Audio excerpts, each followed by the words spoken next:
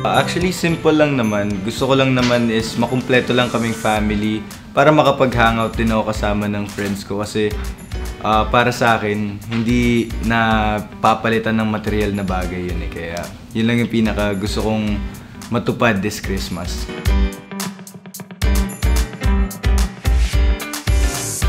Every Christmas, nagbibigay kami ng pagkain sa mga nangangailangan. Naging routine na rin naming family yun. So, hopefully this year, ganun ulit yung maging routine namin. Mga kapuso, Merry Christmas po sa inyo. Sana mag-enjoy kayo ng family nyo this Christmas. Merry Christmas mga kapuso!